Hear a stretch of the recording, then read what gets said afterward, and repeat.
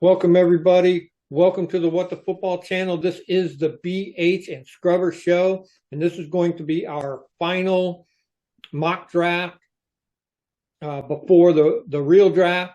And this draft includes some people we have before, but a lot of new people. And it's kind of a semi wish list for what we can get, where we can get them, and wouldn't be the BH and Scrubber Show without our boy BH. Welcome, BH. Yeah, thanks, man. So I'm glad we're on to draft 3.0. The other ones are pretty good. Like you said, we a couple of those guys have made it here to the final one. It is a wish list. I've been looking at a lot of mock drafts, and I've been looking at a lot of guys top 100, top 150, and they're kind of all over the place. Some of these guys, they would say, "Well, gosh, that guy won't be there at 100," and then and other ones they'll say, "Well, why'd you take that guy there? He'll be there a whole round later." So whatever, we don't care. These are all really good players. Yep. Obviously, we're not going to get all of them, but I think also I think at this point, these guys, I think, fit what the team's looking for. I think they kind of, as far as not just the position, but the kind of the players, their length and their physicality. And so anyway, let's kick it off. What do you think? First pick, first round. First pick at first round at number 2. It's hopefully going to be the Washington Commanders, barring anything super bizarre. But the unanimous consensus is that it's going to be Jaden Daniels. So barring all the hype that happened over the past week, I don't follow social media. I can't do it. All this stupid stuff with his manager or his publicist or whoever, what these people say, I just stay away from it. So I like Jaden Daniels. You and I have talked about him early on. I've liked him since the beginning over everybody else, even over Caleb. So what I like about him is he is a little older. I know some people don't like that. I think he's 23. Yeah. He'll be 24 during the season. I like that. That's a more, would you rather have a 20-year-old or a 23-year-old? Obviously, you want somebody with a little more maturity. The other thing, he played in the SEC. So I feel like he saw a lot of NFL type play, type defenses that will switch up on you. He had to do quick reads and stuff like that. The other thing, I like his height. Some people don't like his weight. I think he's a little over 6'3". You know how I am about being tall. I don't want the guy as a quarterback anymore. The 210 might be a little slight, but I don't see it as that big of a difference. I like the statistics from last year. 40 touchdowns and only 4 interceptions and the highest QB rating ever in college football, and the amount of yards that he threw for, the amount of yards that he ran for. I mean, all those things say a lot about a 72% pass completion. And if you look at what he did from early on in his college career to what he's doing now, he's grown. And with the right coaching that we should have in place for him, I think he's gonna be awesome. That's what I base my decision for him on. Yeah, I think it's great. And it's kind of funny, man. We both separately like Jaden Daniels pretty much early in the process. We saw the different guys, and I will say right off that we had Drake May go in our last one. I personally, if this team thinks Drake May is the guy, that's fine by me. Yeah. But Jaden just, man, there's just something about, you watch all those quarterbacks and there's a lot of good ones, but he just had something special, the way he moved the ball around the field. And I think the weight thing is, he's like everyone says, you do have to do a better job of getting out of bounds and not taking those hits. But, he doesn't have a big history of injuries. That's the other thing. Everyone talks about it. Well, he was in college forever. and Mm-hmm. you didn't really, there was no ACLs, or he was fine. Mm-hmm. So yeah, no, so to me, I actually think this will be the call. I mean, who knows? But we won't know till Thursday night. But And I'm looking yeah, forward to that. me too. That's going to be fun, and we are going to live stream that pick, right? Yes, sir, we are. So join us Thursday at whatever time that is. It's going to be 6 o'clock my time, 6 o'clock West Coast, 9 o'clock 9 o'clock East Eastern. Coast. Yep, Eastern. So yeah, tune in. We'll be in. We'll be fired up before the draft starts, Mm-hmm. so we can talk. People can get in the comment section and say what they want. So get in there with us. It won't be for long, just long enough to see that first pick, and then we'll probably move on after that. But if you want to show up with us and kind of watch it together, get in there. Yep. All right. Well, moving on, we got pick 36. This is my favorite player in the draft. Now, I don't know how good he's going to be. I Right. don't know if we're going to get him. I don't know. But from a guy who has a great story as a personal life, but a guy who was just really a 5-year player at one college. He didn't transfer. Took him a while to get going. Xavier Legette. Just a lot of fun to watch. He really blew up this year. I've read a lot of things that you can see why it took him a while to get going. He had a motorcycle accident, which I'm pretty sure he's not riding motorcycles anymore. And he's a guy when he was young. I think he was both in high school. Both his parents passed away. Mm-hmm. So hell of a personal story there. He played. They had him. He's such an athlete. He played at a very small school in South Carolina in high school, and he played a lot of different positions, including receiver. But I think because he was the best athlete on the team, they asked him to play quarterback in his senior year. And he led the team. He ran for 1,800 yards through 800 yards. I mean, the guy's just a stud, And I imagine it was probably one of those offenses where he ran a lot, because he was probably the biggest, strongest guy in the field. And he is a big, strong guy, 220 pounds, 6'1". Man, he ran a 4.39 40, kind of blew everyone's doors off. I mean, and he was fast. And so an interesting thing about that is, if you can run a track 40, it's a pretty good indicator of how you are, but not always. Some guys can't take that speed to the field. And a lot of times what they do now in the NFL, and you see it in the NC2A, is with computers and stuff now, they're able to measure guys' speed. 21 miles an hour. On this run, this guy hit 21 miles an hour. This guy hit 19 miles an hour. Well, they clocked him last year at 22.3 miles an hour, which was a top 10 fastest in the entire NC2A last year. So the guy's got field speed. You know what I mean? When he gets a seam, see ya. He's gone. So he's a big guy. He's going to need a lot of coaching. Yeah. He's got to work on his routes and stuff. I think you got to, if whoever gets Xavier Legette has got to have a game plan, because he's a guy that you're going to want to use in the backfield. You can put him in the slot. You can put him out in the Z, outright. Bubble screens. He can be your what do they call that when they have a running back or play quarterback that Wildcat. The Wildcat. He can run he's been a quarterback. He was a quarterback in high school. You have him run your Wildcat. I mean, he could, and he's a good kick returner. Oh, yeah. So anyway, I think that's a real wish list item. I think interesting. I just think the team that does get him, he's going to need a lot of coaching up, a little rawness there in terms of running routes and different things. And you really do have a plan to use him, in many different kind of ways, not your standard kind of wide receiver. But anyway, I would really love to get him. So let's see what happens.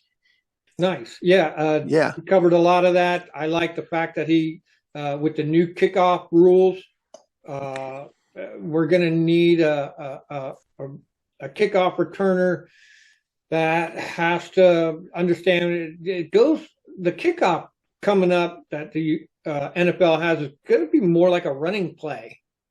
Yeah. Almost. It's like you handed it off to him at the 12-yard line. and now it's time to run. So that changes everything in the kickoff return. Uh, I like the fact that he's a Swiss Army knife kind of guy. I like the speed about him. Uh, I think mostly what I saw on him, he's a pretty good vertical threat. Put him in the slot, he can do some things, and I like that he's a big dude. So Yeah, we need for our wide receiver core, we need somebody that's 6 foot, what, 1 or 6'3", whatever he is, 220. yeah, We need that big bodied guy that can do the 50-50s for us. So, yeah, I really yeah, like this tape. It was a lot of fun to watch. yeah. He's a trip. So yeah, so we'll see there. And now we move on to we have another second round pick, and this is a guy we've talked about before. Mm-hmm. Kingsley Swamataya from BYU. Just the guy is just built to be a left tackle. And I will say Yeah. this, there's a lot of tackles in this. Right tackle and left tackle are both important because there's a lot of stud defensive ends on the right side. You've got the Watt from the Steelers, Bosa from the Chargers. They all rush from that side. But when you're the left tackle is so important because it's the blind side of the quarterback, and we've got a ton of right tackles. And then you see a lot of these guys that played right tackle. Not that they can't move over, but they played right tackle. Or a lot of them, they say, well, this guy might end up being a guard. And I kind of don't want any of those guys. And even though Kingsley Swamataya is probably going to need a lot of time to develop, he's going to need some time. I don't know that he could be stuck out there. I don't care because we've always said, hey, we're not winning the Super Bowl next year. We're building a team. We're going to play good, but we can't just get plug and play guys that have, they have a high floor but no ceiling. This guy is a perfect high ceiling guy because he's just got the length, the size, and I just think he's someone that we'll just have to develop. But to me, he'd be a perfect left tackle prospect. Yes, I agree. And I like the fact that he did play a right guard or right tackle the year before. Right. And they moved him over to left tackle, and he did a good job there. So that shows a little bit of flexibility, even though I don't like that, but it shows that at least he can go to the other side and learn it and can be coached. So that's one of the biggest things I look for. I really like his size, arm length. They talked about his footwork, his ability to stay on the play, not give up. So really, I thought he was a great choice and still might be there at 40. So yeah, good pick. Yep, I agree. So who do we have next? Mr. Marshawn Nealand. He's an edge rusher from Western Michigan. Yeesh. Western Michigan. Yeah, 6'3", 267 pounds, 34.5-inch arms. He's pretty wide. He's great. Now it's a smaller school, but he just another guy that has all the physical tools. His tape looks good. He really gets after it. But he was the number one ranked edge rusher in terms of athleticism.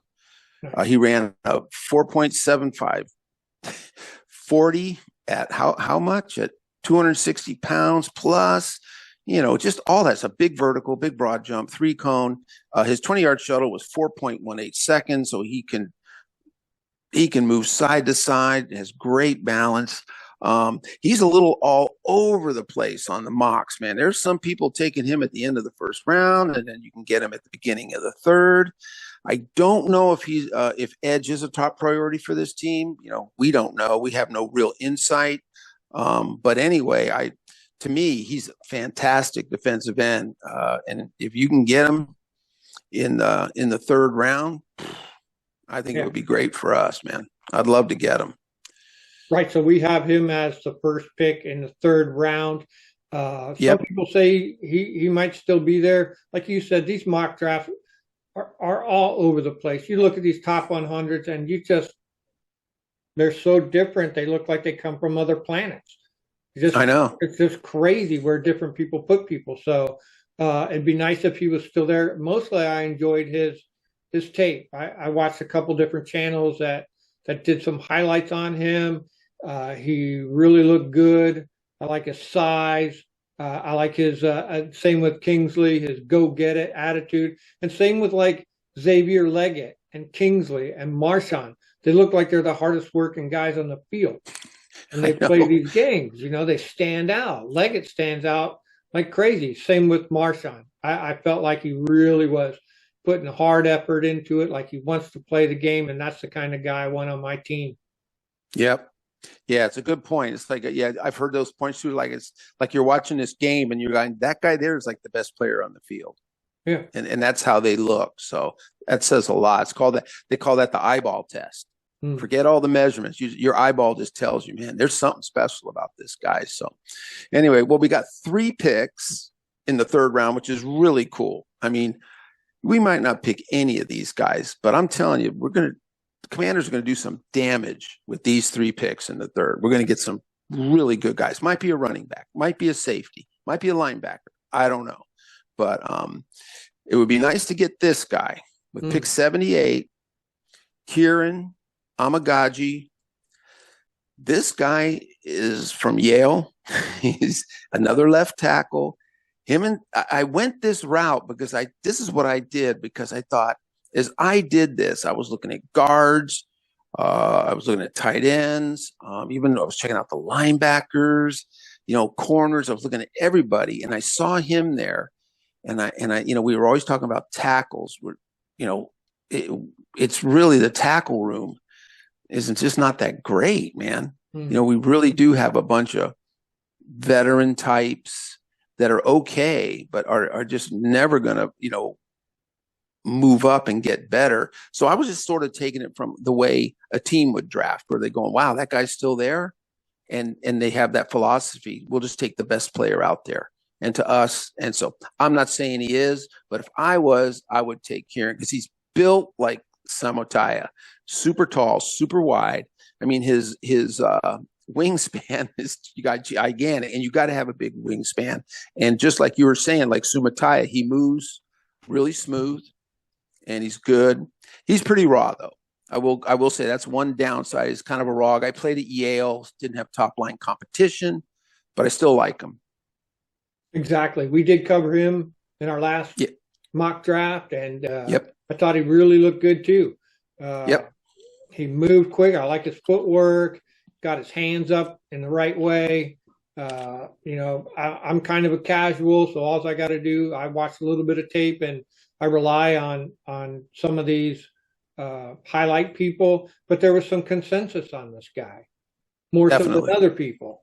So some people said he was going to go in earlier mid-3rd round. So you get that kind of a consensus on a dude, you kind of got to rely on that a little bit. At least these 3 or 4 highlight people agree on this one thing. And so it says a lot about a person when several people can agree on that he's going to be, say, at this slot in the draft. So good stuff. Huge potential. Yeah. So next on our list is Theo Johnson. I believe we had him in our last mock draft. We did. And he's a beast of a tight end from Penn State.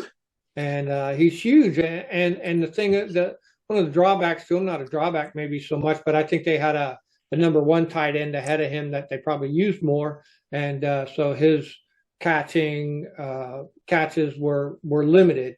But when he did get out there and he did get some receptions, he did really good. He did drop a couple, but I think some of the stuff that he did could be fixed. Here's another weird one about this guy too. One guy said, "Oh, he's a great inline blocker," and then another guy watched, "Oh, he doesn't block so well in the inline and gets downfield better." And I was like, "How can 2 different people look at the same tape and come up with 2 different things?" But when I looked at tape, I thought he did a great job inline blocking. I thought he was really good. He's got the right size for it. You're just asking a tight end to just block a little bit. Yeah. You know what I mean? That's all you can expect from the guy. You can't expect, him to be like a guard or a tackle. So he does that, and he's a big-bodied guy. I think when last time we talked about him, I think he could be a red zone threat. He's another Yeah, guy that has a high ceiling. He I don't know. He's one of them, like you said earlier. He's got good speed in the combine, but how does that yep, translate to the field? He's such a big dude. You know what I'm yeah, saying? So he is. his yards after catch was okay, that kind of stuff. But I think that stuff can be coached. See, So that's the point right there. Because yeah, his measurements are so good, but you don't see it transfer much on the field. I'm being honest about it, but his measurements are off the charts. So, like you're saying, this is a guy that needs to get coached up. yeah, Yeah. yeah. I'm good with him. Yep. The last thing about him is, I wonder about our tight end room. You know what I mean? I wonder what, Armani Rogers can do for us, or Cole Turner, who we still have in that Yeah. room, or John Bates, who we still got John Bates? We do, right? Yep. He's still there. Yeah. So I think all of them are. Yeah. I think they'll all be in camp. So they're all so going to get a shot. I'm pretty high on Armani Rogers if he can, if he healed himself from his injury, and we were all high on him, like not last year because he dumped out early, but the year before we thought he was going to do really good for our team. And just a note on Armani Rogers: there's a guy that plays in the UFL, and his name is Armani Rogers. Really? Yeah, that freaked me out, man. He's a wide receiver for like Birmingham or something like that. And I'm like, did he Oh, go that's to the weird. UFL? And different dude, Armani Rogers. What? Oh, there you go. Yeah, Armani. yeah. So I'm high on Yeah. Thea. Oh, yeah. Me too. So now that was our last third round pick. Yes, sir.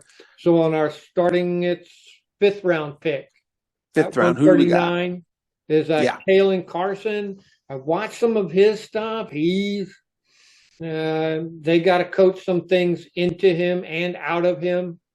Uh, Yep. he looked good. He's like 6 foot, 195. Not a small Yeah. guy, not a big guy. He's got good speed. Uh, I thought he's a little handsy, a little over aggressive, that kind of stuff.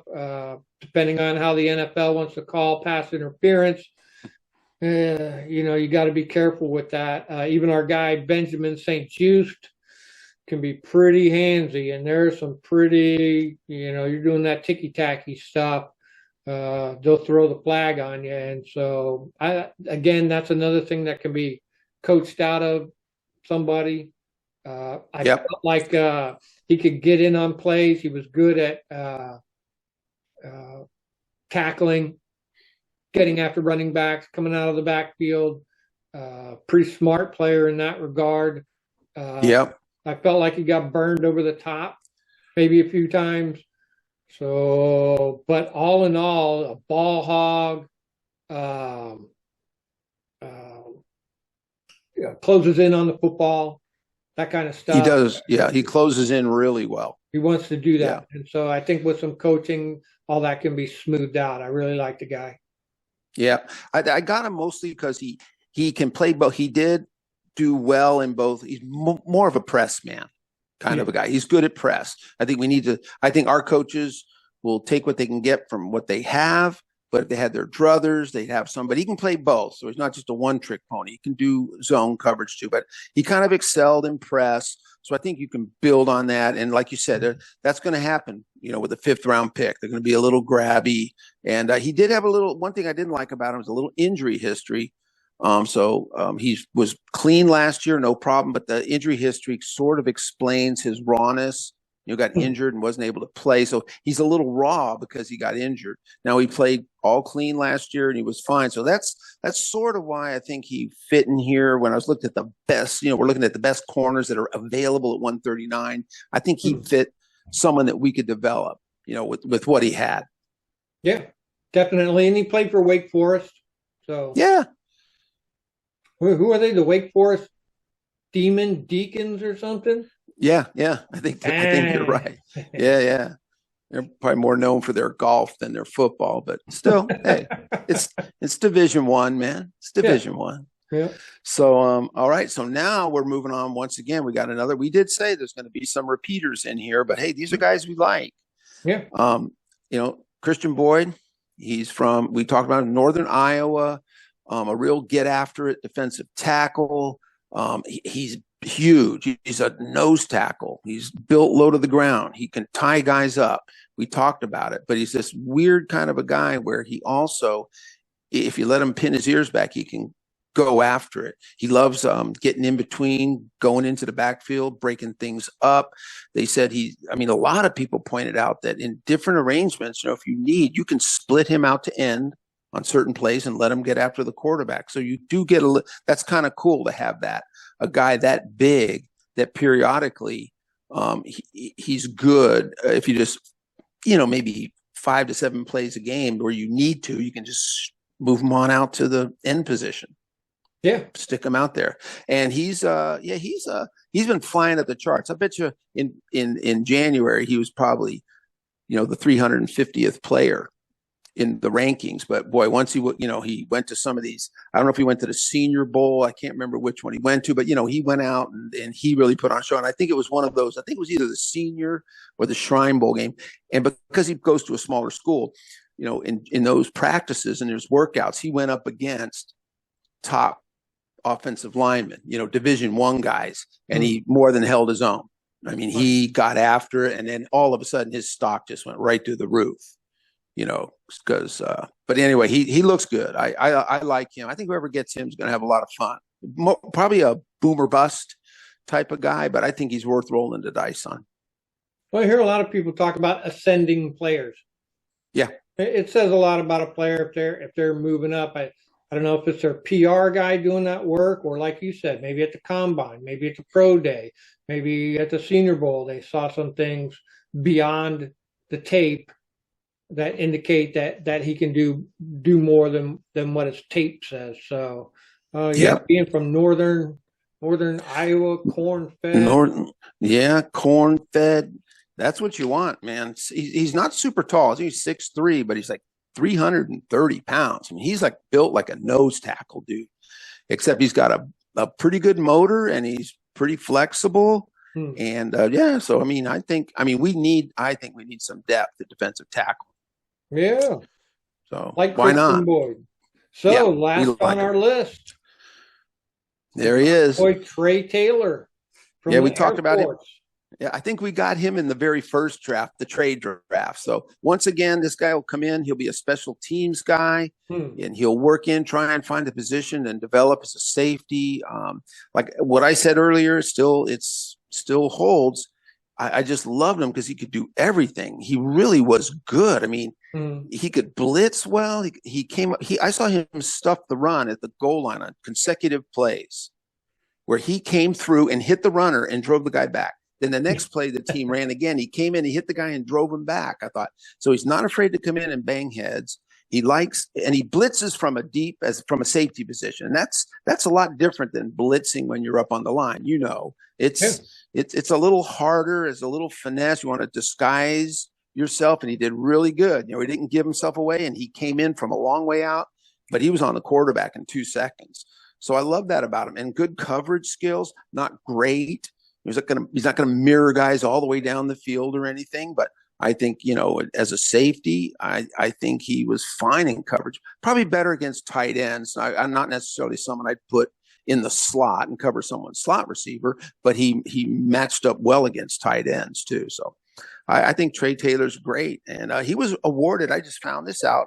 I forget the award, but he got the award for the best defensive back in the country. Wow. Yeah. Is it Doak Walker?